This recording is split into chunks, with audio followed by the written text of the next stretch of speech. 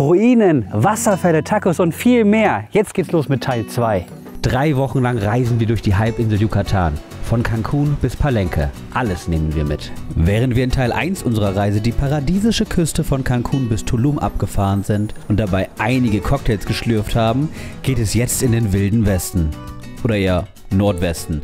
Denn wir schlagen uns durch den Dschungel zur wunderschönen Ruine in Palenque und schauen uns auch noch die Kolonialstadt Campeche genauer an. Ich bin Mike, Reiseliebhaber, Food-Connoisseur und Geschichtsfreak. Und in diesem dreiteiligen Vlog erzähle ich euch alles, was ihr wissen müsst, um ins mexikanische Paradies abzutauchen. Let's go!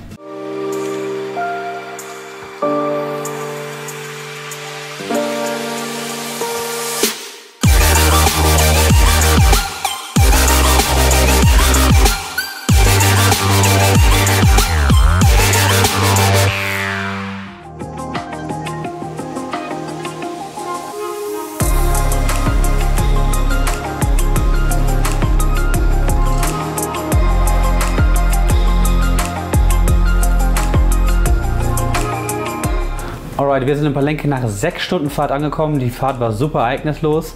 Das Hotel selbst, das Hotel Maya Rui, hatte das jetzt eh nicht die beste Bewertung gehabt. Ist jetzt auch enttäuschend, wenn man die anderen Hotels sieht. Sehr kleines Zimmer. Ist jetzt aber nicht schlimm, weil Palenque ist ja trotzdem super interessant und deswegen sind wir auch am Ende hier. Die Stadt liegt nämlich anders wie die ganzen Städte, die wir vorher waren. Nicht am Meer, sondern im Hintergrund sieht man die Berge der Chiapas. Wunderschön. Und was wir uns angucken werden die nächsten Tage, sind vor allen Dingen Wasserfälle und die Ruinen von Palenque, die super berühmt sind. Bevor wir uns die beiden Highlights aber genauer anschauen, machen wir erstmal Palenque unsicher. Das Highlight der Stadt ist wohl der Zentralpark. Gemütlich, viele kleine Restaurants in der Nähe und liegt direkt an der großen Einkaufsstraße. Ansonsten ist Palenque aber eher beschaulich und bietet sich eher als grandioses Lager, um die Chiapas unsicher zu machen. Ach ja, lecker essen kann man hier trotzdem. Und wir haben das Café Jade noch gefunden. Das ist so ein Restaurant, das sieht aus, als wäre es mitten im Dschungel. Vielleicht hört ihr das auch. Die Grillen zirpen, alles ist super laut. Man hört super viele Insekten und Vögel. Und hier sind noch so ein paar andere Bars drumherum. Es fühlt sich wie im Dschungel an. Aber ich glaube, Palenque selbst ist mehr so ein Ort, wo man schläft und dann in die Region drumherum fährt. Deswegen gehen wir auch jetzt direkt zu unserem ersten Highlight.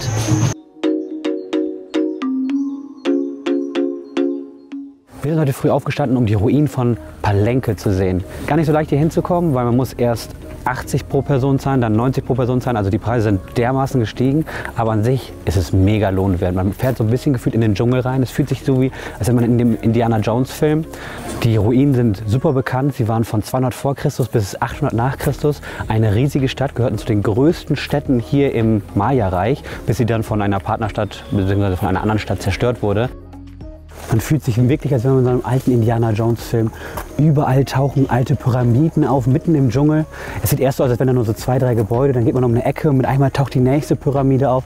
Alles von Bäumen verschlungen und im Hintergrund hört man die Howler Monkeys, also solche Brüllaffen, brüllen, auch wenn sie gar nicht nah sind, aber es hört sich an, als würden sie mysteriös um einen drumherum sein. Das ist richtig spannend, also es ist wirklich atemberaubend und auch die Anzahl der Tempel, die sie hier haben. Man kann sich so ein bisschen vorstellen, wie die Konquistadore hier damals durchgelaufen sind und im Dschungel diese massive Stadt gefunden haben. Hier gibt es super viele Tempel, Paläste. Das ist mega lohnenswert. Das muss man sich auf jeden Fall mal anschauen, wenn man in Palenque ist. Deswegen sind wir auch eigentlich hingekommen, ne? Falls man das übrigens mit einem Guide machen möchte, ist das ganz leicht, weil an der Straßenecke wird man alle 2 Minuten angehalten von irgendeinem Guide, der einem seine Dienste verkaufen möchte. Sogar auf Deutsch zum Teil. Wir haben sogar einen alten Mann getroffen, der meinte, er hätte mit Helmut Schmidt schon eine Tour gemacht. Ziemlich cool. Generell denke ich aber, ihr braucht keinen Guide. Das Geld könnt ihr euch sparen, weil überall sind Schilder nochmal auf Englisch, erklären alles. Und man kann ja so lange durchstrollen, wie man möchte und kann dann wirklich eintauchen in diese Welt und das genießen.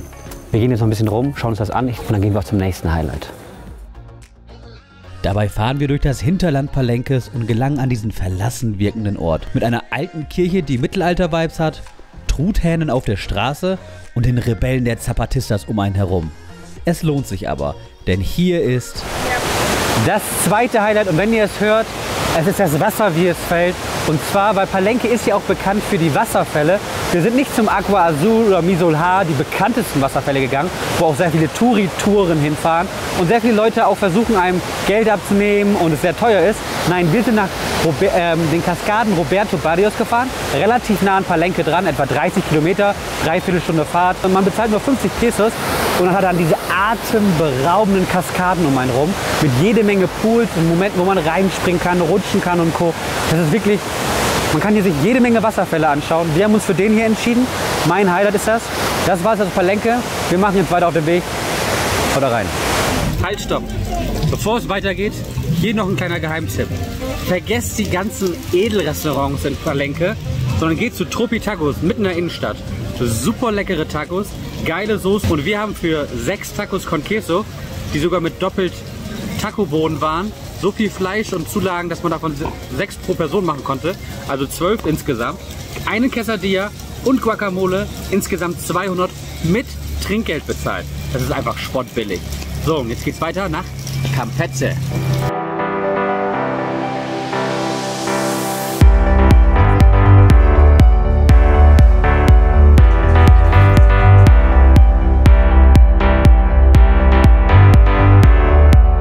Willkommen in Campeche, meinem absoluten Geheimtipp, wenn man mal eine Kolonialstadt sehen will, die nicht so überlaufen ist wie Merida. Dank ihrer Altstadt, gesäumt mit farbenfrohen Gebäuden und vielen kleinen Kirchen, gehört Campeche zum Weltkulturerbe und bietet einiges von kulinarisch, Geschichte und einem schönen Panoramablick auf den Golf von Mexiko. Überall sind diese kleinen, bunten Gebäude, die vor allen Dingen in den Abendstunden, kurz bevor die Sonne untergeht, atemberaubend schön aussehen. Alles ist golden, das Schattenspiel an den Balkonen ist einfach wunderschön. Deswegen werden wir uns heute vor allen Dingen die Innenstadt noch ein bisschen angucken, also vor allen Dingen die Calle 59, das ist nämlich die Restaurantstraße. Und morgen sage ich euch dann noch mehr zur Geschichte. Vor allen Dingen im Bereich Piraterie ist hier sehr, sehr viel passiert. Und am Ende habe ich noch eine kleine Sache, die weder Cancun, weder Tulum noch Bacalar kann. Das kann nur eine Stadt wie diese hier. Keine Angst, ihr müsst mir jetzt nicht zuschauen, wie ich die ganze Nacht Cocktails trinke. Ich zeige euch mal lieber unsere Unterkunft, denn die hat einen flauschigen Vorteil. Willkommen in unserem Apartment. Ich weiß, die Lage ist nicht geil. Das ist 3 Kilometer außerhalb. Man läuft fast 20 Minuten in die Innenstadt. Aber wir haben hier einen wunderschönen großen Innenhof. Innen drin haben wir 3 Zimmer, ein großes Schlafzimmer, ein Esszimmer, eine Küche. Da ist leider nicht viel drin. Eigentlich ist es nur ein Kühlschrank, der wirklich wertvoll ist. Ein Toaster und eine Kaffeemaschine auch, aber die benutzen wir nicht wirklich. Und ein kleines gemütliches Badezimmer. Es ist relativ sauber. Der Innenhof ist ganz schön. Aber ein Highlight gibt es hier. Und zwar den Nachbarn. Und den zeige ich euch jetzt. Guck mal mit. Ja, sagt Hallo zu meinem wundervollen Nachbarn. Das ist mein Nachbar Rambo. Während Rambo sich noch etwas die Sonne auf den Bauch scheinen lässt, geht es für uns los. Der perfekte Tag in Campeche, von morgens bis abends durchgeplant. Den perfekten Tag starten wir hier am Puerta del Mar. Das ist eins von den 2 großen Toren in Campeche. Das hier Richtung Meer, Del Mar, und das andere, de Tierra, Richtung Land. Das Coole ist, dass die ganze Stadt so umrundet, zumindest zum Teil noch umrundet, von dieser dicken, festen Mauer ist. Und die stammt aus dem 17. Jahrhundert. Das wirklich Interessante daran ist, dass man immer noch Einschusslöcher von damaligen Piratenangriffen sehen kann. Und einer der größten Piratenangriffe, wahrscheinlich sogar der erste richtig große Piratenangriff, 1663, fand genau hier statt. Einige der größten Piraten haben sich versammelt und zum ersten Mal zu einem Raid zusammengeschlossen, um die Stadt einzunehmen. Das war ein Vorbild für viele Piratenraids, die man im 18. und 19. Jahrhundert später dann noch immer so gesehen hat. Und das war das erste Mal hier. Das ist ziemlich cool, finde ich. Das war aber auch genug von dem Exkurs hier, weil hier gibt es noch sehr viel zu sehen. Zum Beispiel die ganzen Bollwerke, die um die Stadt drumherum sind und zeigen, wie verteidigt die Stadt wurde. Und das Fuerte. Es sind nämlich 2 Fuertes noch aktiv. Das ist einmal San Miguel und San Juan, wenn ich mich nicht irre. Aber seitdem diese Mauern, diese Bollwerke und diese Fuertes stehen, ist die Stadt sicher. Eine der sichersten Städte überhaupt in der Karibik gewesen. Mega geil. Und zu einem dieser Fuerte gehen wir jetzt mal. Ich stehe jetzt hier neben der Kanone auf dem Fuerte San Miguel. Das ist das westlichere der beiden Forts. Das Coole ist, dass man hier den perfekten Ausblick auf das Meer hat. Man kann also sehen, warum die Spanier damals hier überhaupt einen Fort gebaut haben, um sich vor den Piraten zu schützen. Das andere Coole aber an dem Platz ist, dass es gleichzeitig auch noch ein Museum ist. Und zwar sieht man das Fort, das ist ein spanisches Gebäude und das ist ziemlich cool, weil es hat auch eine Zugbrücke und so. Und es ist wirklich wie so eine alte Mittelalterburg aus dem 17. Jahrhundert. Also eigentlich kein Mittelalter, sondern Neuzeit.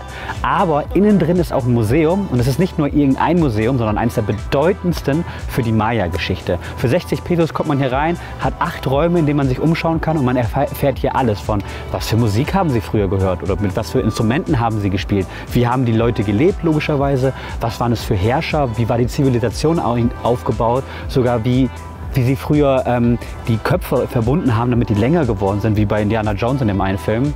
was keine Aliens waren, sondern waren einfach Mayas hier. Und mein Highlight war, hier gibt es sogar solche Totenmasken, die aus Jade sind, die man aus Calakmul geholt hat. Wirklich atemberaubend. Also man hat hier die perfekte Verbindung aus Maya-Geschichte und einem spanischen Castell bzw. Fuerte. Und das Highlight ist, man kann hier auch noch schön aufs Meer schauen und es genießen. Ich glaube, sogar in der Abendstunde ist es richtig geil, wenn man hier den Sonnenuntergang sieht. Aber den schauen wir uns woanders an nachher. Jetzt gehen wir aber erstmal zurück in die Stadt. Und wenn man schon durch die Stadt läuft, sollte man sich auf jeden Fall noch ein Eis holen. Wenn ihr ein Palette habt, super lecker. Und die Version mit Früchten ist sogar einfach gefrorene Frucht. Super himmlisch. Paletta gestärkt geht es weiter. Die Altstadt ist gesäumt von historischen Kolonialbauten. Das Imposanteste ist aber wohl die Kathedrale als Mittelpunkt der Stadt. Das Interessante an der Kathedrale ist nicht, dass sie so alt ist, weil sie wurde eigentlich erst im 19. Jahrhundert fertig, im 17. Jahrhundert schon angefangen.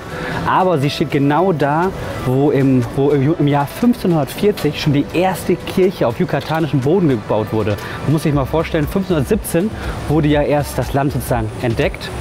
Und 1540 stand hier schon eine Kirche, deswegen zeigt, wie schnell sie die Stadt leider eingenommen haben mit den Konquistadoren und auch vereinnahmt haben, weil typisch spanisch war es damals, dass man eben die Städte, die relativ groß waren wie diese hier,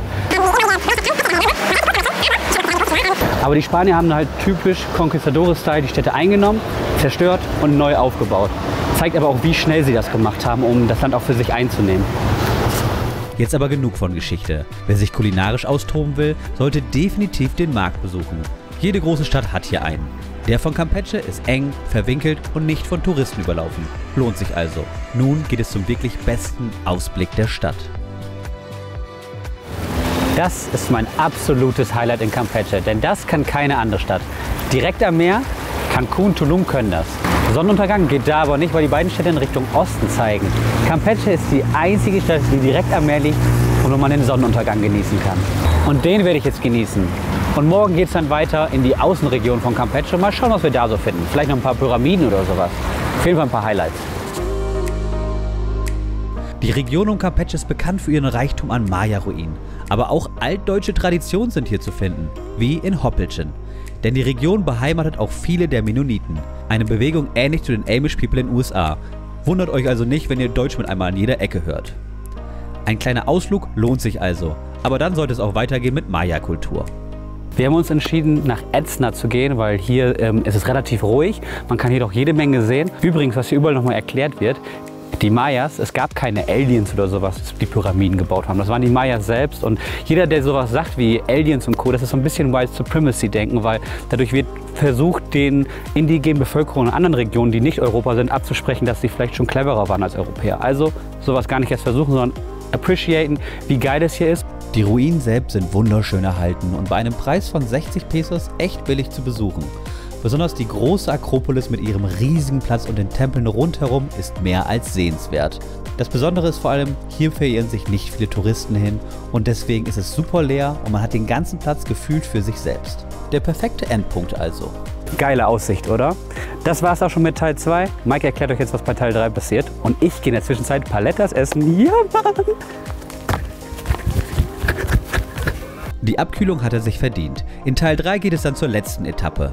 Einem Geheimtipp, den nicht mal Lonely Planet auf dem Schirm hat, einem der 9 Weltwunder und den glasklaren Zenoten von Valladolid, dem absoluten Highlight Mexikos. Bleibt also dran. Ja, und während ich mein Eis weiter esse, guckt euch mal die Videos an, zum Beispiel oben mein Polentrip. Und das andere Video könnte euch auch gefallen, oder? Tschüss.